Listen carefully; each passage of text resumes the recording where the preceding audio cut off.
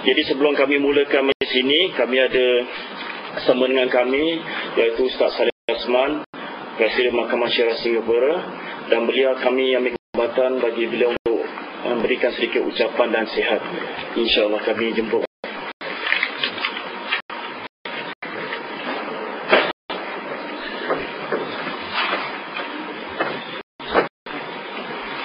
Bismillahirrahmanirrahim.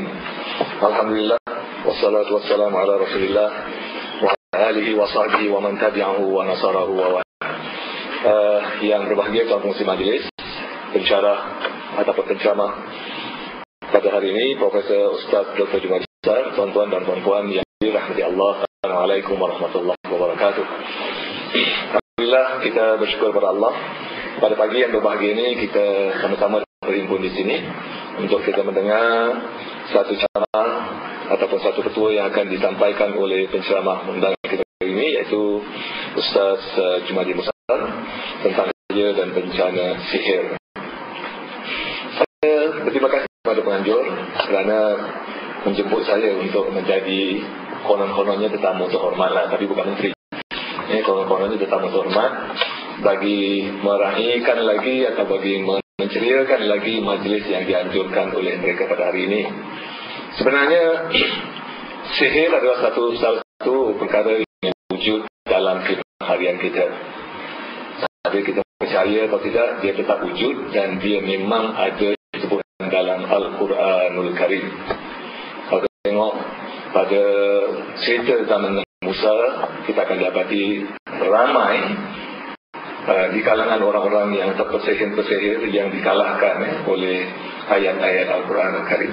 Di kalangan masyarakat kita, terutama orang-orang yang agaknya pelajarannya yang tinggi, yang menerima didikan pelajaran akademik semata-mata, sebagian mereka kadang kurang keyakinan tentang wujudnya benda-benda yang ataupun makhluk-makhluk yang tak nampak. Mereka lebih suka mengatakan bahawa ini merupakan khurafat, takhyul dan saja diadakan. Terutama katanya dalam dunia serba moden ini, di mana para dokter telah mempunyai kepakaran dalam bidang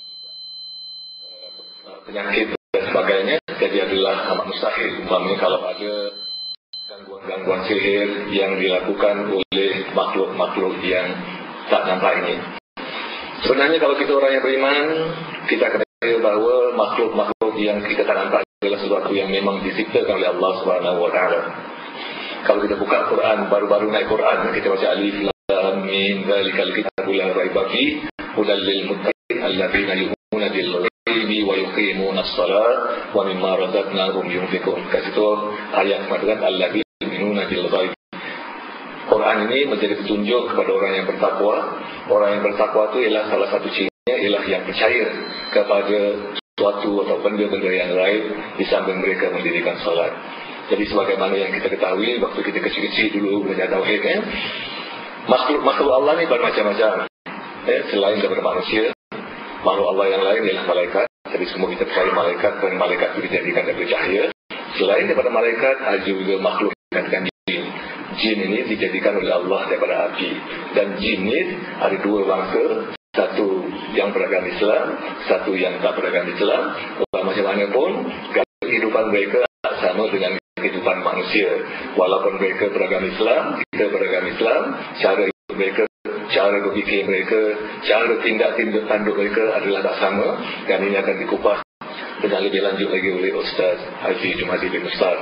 Jadi bagi saya, penceramah yang diundang oleh pihak penganjur ini adalah orang yang tak boleh kita nafikan tentang keahliannya. Beliau memang seorang pelajar madrasah unit. Semasa dia belajar di unit, saya tak jumpa dia kerana dia lebih muda dari saya. Saya ni orang lama dah sini. Jadi saya jumpa ni baru-baru dia sekarang ni dengan nama dia, sebab dia di kalangan orang 80-an, saya 60-an, jadi tak sama. Kemudian selepas dia belajar unit, saya dapat tahu daripada beliau dia menyambungkan pelajaran di Mesir dan dapatlah ijazah BA. Di samping itu saya berbual dengan dia di Malaysia pun dia ditambah lagi dengan ilmu homeopati dan satu lagi hasil saya dah cantik tadi saya tengok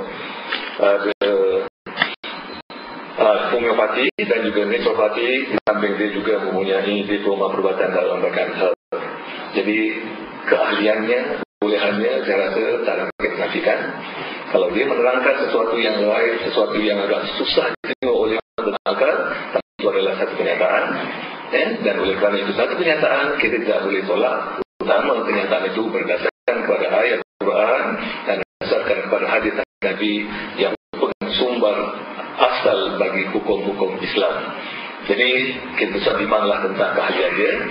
Kalau dia merawat dan sebagainya pun saya rasa tak ada lagi rasa ragu-ragu. Tak ada sesuatu yang disembunyikan.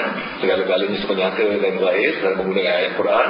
Tak ada menggunakan jampi serapah supaya buang ayat dan sebagainya. Dan tak adalah nak gantung-gantung ayat atau gantung-gantung sesuatu di leher untuk dapat itu, dapat ini. Saya rasa itu bukan masalah ustaz dan masalah kita sebagai Islam. Apa yang diajar ialah ayat Al-Quran. Jadi mudah-mudahanlah, mudah-mudahan majlis hari ini membawa banyak kebaikan kepada kita dan banyak membawa kepahaman kepada kita, dan juga dengan itu mendekatkan diri kita kepada Allah Subhanahu Wa Taala, kepercayaan kita kepada Allah Subhanahu Wa Taala kepada yang lain lebih mantap lagi. Dan dengan hadirnya ceramah ataupun seminar setengah hari ini juga akan membantu kita dan mengenal kita tentang perkara-perkara yang memang wujud dalam kehidupan manusia. Walaupun kita duduk dalam negara yang moden, hidup Singapura dan bermadun tinggi kalau dibandingkan dengan negara-negara Islam yang lain, tapi ada sebahagian kita juga yang kadang-kadang yang masih lagi kurang percaya tentang perkara-perkara ini. Jadi mudah-mudahan dengan seminar ini akan menyingkap semua segala sesuatu yang tersembunyi kita selama ini. Jadi saya buang masa panjang kerana masa ini banyak topik yang akan dibincangkan di sini. Mudah-mudahan saya berdoa kepada Allah Subhanahu Wa Taala agar kita semua dapat manfaat daripada apa yang dilaksanakan, apa yang akan disampaikan oleh Ustaz serta nanti. Jadi dengan ini nak kita buka meresmikanlah ceramah ini ataupun dengan Allah yang Maha Pengasih yang Maha Penyayang. Dengan ini saya membukalah seminar Bahaya dan Bencana Sihir yang akan disampaikan oleh Ustaz Dr. Jumaidi Mustan. Mudah-mudahan Allah memberkati majlis kita. Amin ya rabbal alamin. Wabillahi taufiq. Bismillahirrahmanirrahim. Assalamualaikum warahmatullahi wabarakatuh. Alhamdulillahirabbil alamin wa bihi nasta'in ala umurid dunya waddin. Wassalatu wassalamu ala asyrafil anbiya'i wal mursalin ala alihi wa ashabihi wa man ihtada bihadihi wastana bisunnatihi ila yaumiddin, amma ba'du.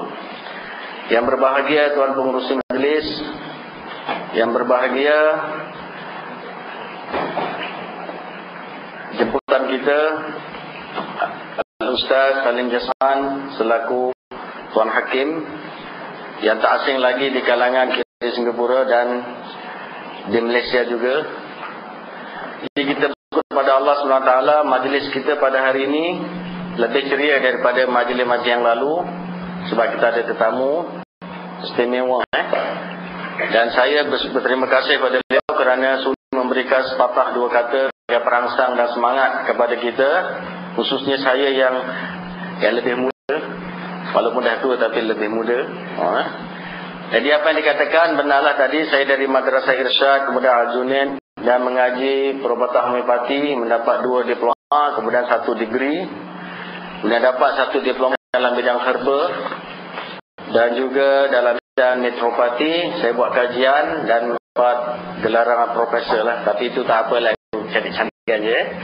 Itu yang orang panggil prof, panggil ustaz, mana-mana panggil lah cikgu pun boleh. Sebab saya pun mengajar 12 tahun di Madrasah Arabiah Bandar Pontian, mengajar dalam bidang sastra. Sebab saya lulus dalam aliran sastra, dalam aliran sastra Arab. Jadi sepanjang itu saya mengaji perubatan, dan saya minat perubatan sebenarnya daripada sekolah lagi.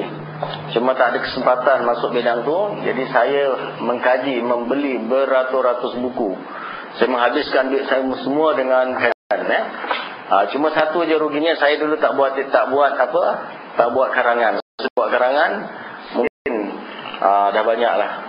Tapi insya-Allah akan mula mengeluarkan karangan kita lah pada masa-masa akan datang. Jadi saudara-saudara hadirin-hadirat, doakan saja mudah-mudahan usaha Darul Hilal yang saya tubuhkan tahun 90 akan mengeluarkan buku-bukunya sendiri insya-Allah. Kerana alhamdulillah di